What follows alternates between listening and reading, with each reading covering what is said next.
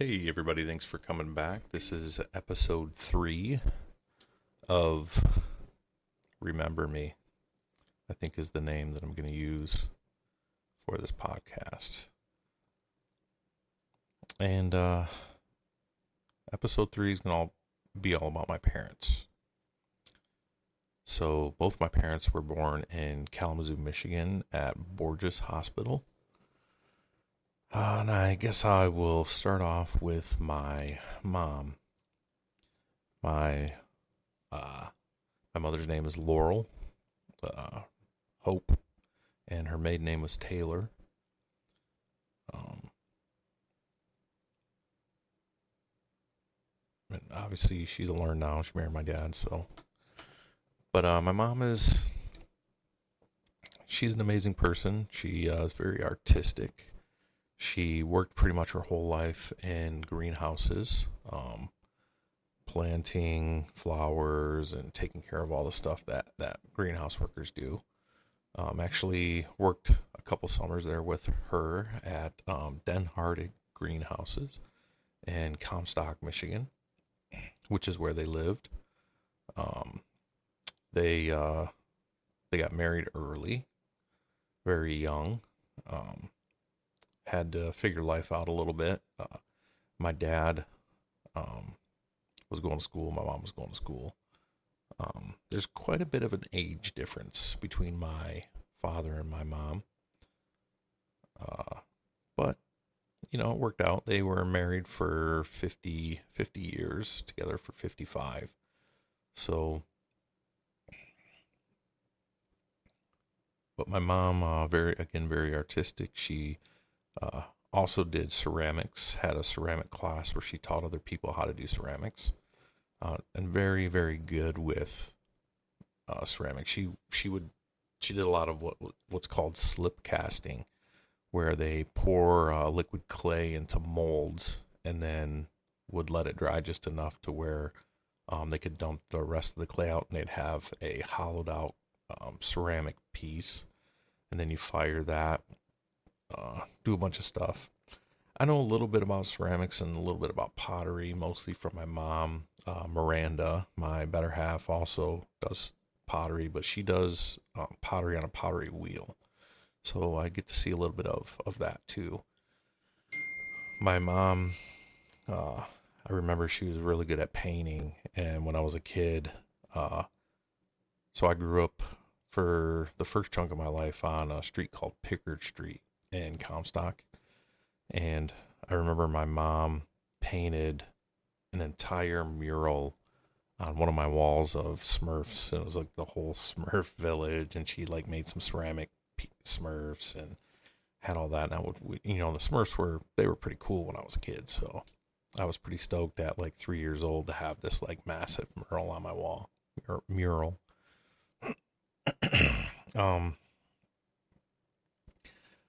And she was really big with vacation. She really loved Disney World. Probably the most Disney crazy person that I've ever met in my life. I think she'd been to Disney World like at least 30 times at this point. Enough to where she actually bought a timeshare at Disney World so that she can go like every year, sometimes multiple times a year.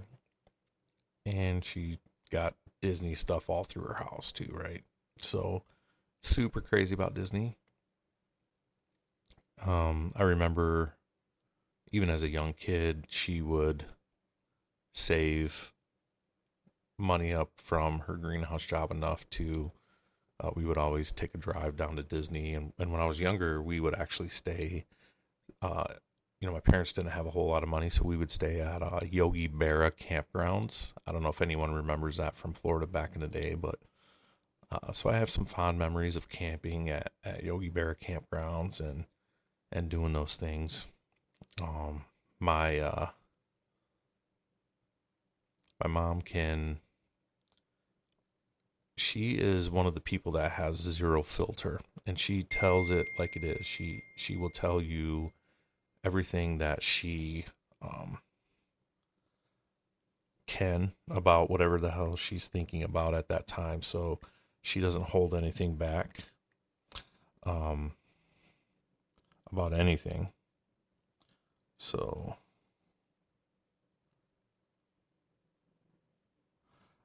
it is sometimes refreshing and sometimes not when she tells you what she thinks. She's also, I remember when we went on trips, she would have an entire itinerary of everything that we were going to do, right down to like 30-minute time blocks and how to maximize our time and do all that stuff. So she's one of those people, which sometimes I appreciate and sometimes I don't. She also is not very patient. So she kind of expects everything to happen instantly, and it bugs her when it doesn't. My mom grew up in Kalamazoo. She moved around quite a bit. As a kid, she has five sisters, or four sisters. She's the fifth, one of the five sisters.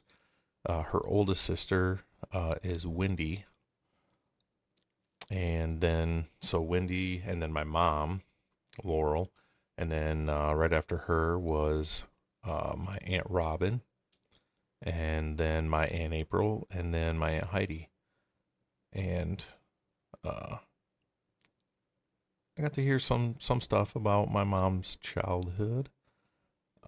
They would go to Bay City and visit her grandma and do the things, and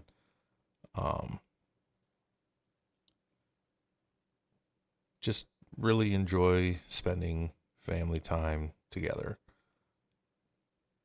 Other than that, sadly, I don't really know much more. Can't remember right now things about my mom's childhood. I plan on having her on at some point, and then I'm gonna remember to ask her about that stuff. So my mom's still alive, um, and I love her dearly. And gosh, she's about 70 now at this point, so she's getting up there. She's not a spring chicken anymore. Um,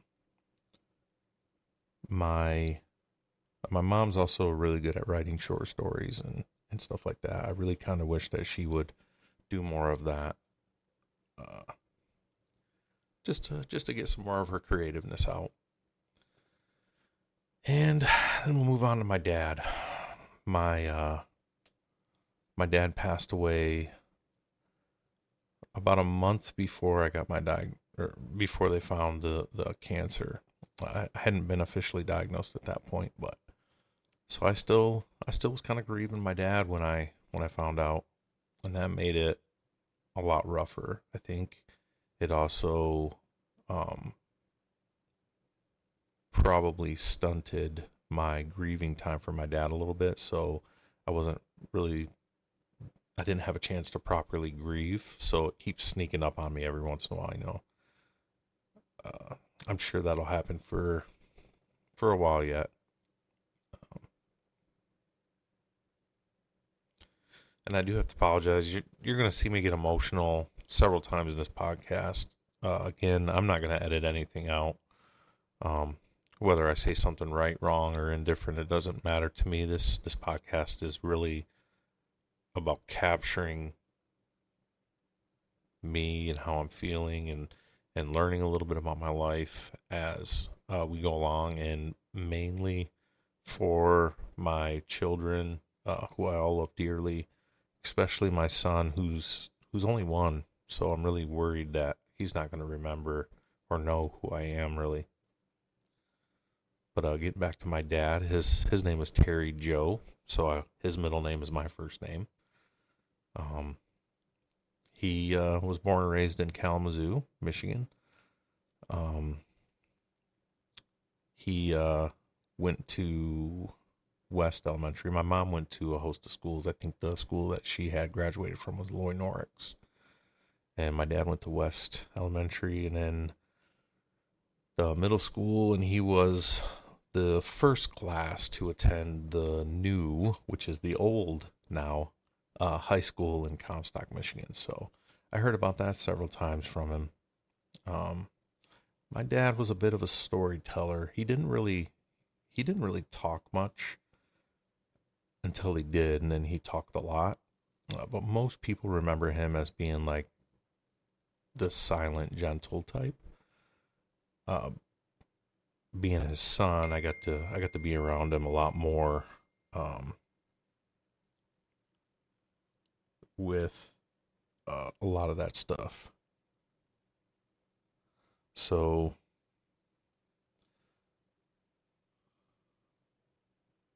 it gave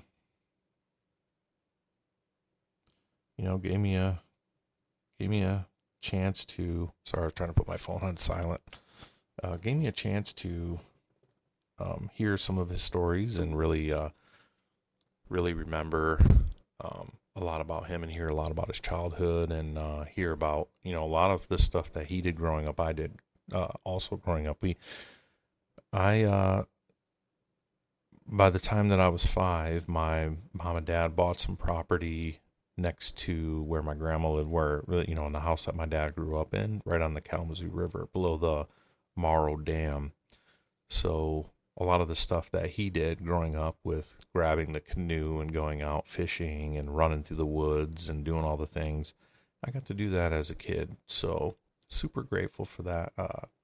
Had a pretty good childhood. This was back before they had like internet and all that stuff. So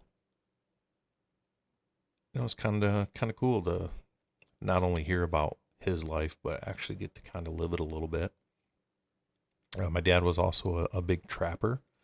He really liked trapping, and he made that a part of his life pretty much his entire life. So, I mean, he was out setting traps and doing stuff from a very, very young age and all the way up until pretty much until he was gone. He always had that dream he was going to go up to Alaska and run a big trap line or do whatever. And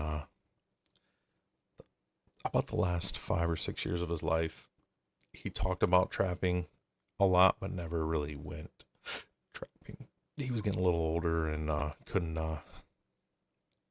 do the things anymore. So we don't really think about that growing up, but there's going to come a time in your life where you might be a little too old to do the stuff. My dad told me all the times about when he would get off the bus in the winter. His dad would be waiting for him in the truck in the driveway, and he'd jump in and they'd go fishing at 3 Lakes, which is in Kalamazoo, right between Kalamazoo and Galesburg, Michigan. And he talked about all the times that he would go fishing and doing all the stuff. And he talked fondly about his grandparents that lived across the street from him. And he would always constantly be helping with the maple syrup. And then he always said that his reward for helping with the maple syrup was at the very last maple syrup run, his grandpa would cook it a little bit longer to turn it into maple syrup candy. And then he always got some maple syrup candy. But he said his job was to keep the fire going. So they had a big, I guess they had a big long trough that they would boil the maple syrup out in. My dad also always had a dog. He was partial to beagles. And he liked basset hounds too. Hunting dogs, right? My dad was, he would hunt. Big outdoorsman. I do hunt, although a large majority of my hunting is probably me just sitting in the woods watching stuff. But I have taken deer before, and I've done a lot of fishing. I mean, I was fishing every day. So, but my dad loved his dogs. He always had rabbits, and he had rabbits right up until the day he died.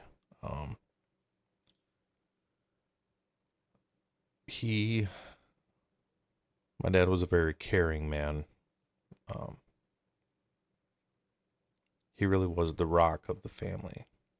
If anyone had any questions about things, usually they would talk to him. If anyone had any problems, he would be there to help with not just his kids, but with a lot of people in the family. I've seen so many times where he would just drop everything and jump in his truck to go to go help somebody or do stuff like that. My dad was also quite a bit of a hermit. One of the things that I didn't really realize about my dad until later on in his life and later on in my life when I was an adult was I'd always assumed that my dad had a little bit of a little touch of the tism, we called it, but a little bit of autism. And I didn't realize until later on in life that he had Asperger's, which is pretty serious. But one of the things that I didn't realize about that or didn't really connect the dots with is because my dad had a law degree from Michigan State University. So usually when you hear about people that have autism or Asperger's especially, you're not really going to think about them having like a law degree or whatnot. My dad never thought of his condition as a handicap. He always said it was a superpower. And he was super smart with math. Like you could give him, numbers, and he was like Rain Man with that stuff. So, although math wasn't his favorite subject, even though he had a law degree from MSU, he never worked as a lawyer. He chose to go to work at the paper factory in town. He says it was because he had no choice. He had a family that he had to support. And I have a feeling that it was because he didn't want to deal with people. My dad could go out in public and deal with people when he needed to. He chose to just be on the porch, enjoying life, watching the birds, watching the animals. He put corn out for the deer and the squirrels. I would often joke about, so sometimes I'd go over to his house and some of these squirrels that were in his yard were so obese from being overfed, and they were like missing patches of fur because they were old. And I told him, I said, you're feeding these squirrels so much, you're keeping them alive. They should have died years ago. But he had squirrels out there, he named them, and he was always feeding the hummingbirds and doing all the things. But my dad was a really good guy, man. I really miss him a lot. Very influential in my life. I have a lot of my dad, my personality, and also I have a lot of my mom in my personality as well. So sometimes I don't have a filter. I try to have a filter with people. Most of the time I can force it now that I know, sometimes I don't. That's my family. I was actually with my dad when he passed, and I was very grateful that I got to spend that time with him and be there, even though it was very hard to see those things. But sometimes those hard lessons in life are things that you need to go through to understand. I feel really bad for my mom. She, when she got the news about my situation, she was still grieving my dad. Like, I can't imagine how hard it is to lose your partner who you've had your entire life. My mom was 14 when my parents got together, so they were together for their entire lives. And then to lose your partner and then to find out your son has inoperable brain cancer literally months after you lose your partner, that's got to be rough. So some of my mom's craziness that she's had since my father has passed, I kind of forgive because I know it's bad for her, but she's a trooper. And my sister, which I'll get to in a different podcast, but my sister's a pretty amazing person too. She's a lot younger than me. She's 14 years younger than me. So just about the time she came out, I was I was that teenager that didn't want to be home, and you know, so unfortunately, that kind of affected our sibling bond. But in recent years, it's been getting stronger. It's one of the things that was a positive change after my dad passed away, as my family kind of came together a little bit more. So at least we have that. But thank you for listening uh, into um, stories of my parents. I just want to say one more thing. My dad had a very dad jokey sense of humor. Um, and for some odd reason, he really enjoyed like fart jokes, which is probably where I get it now because we we have a lot of fart jokes. But one of the things that uh, I remember I was a kid. We were at the grocery store. My dad and I. It was just my dad and I, and we got to this aisle, and there was nobody in the aisle. And my dad rips the most giant fart that you could imagine. And I look at him, he's just laughing. And we walk down the aisle. And by the time that we got down to the end of the aisle, first this couple turns in and comes down the aisle. And when I say that my dad ripped a massive fart, it wasn't just the sound, it was like there was something dead, right?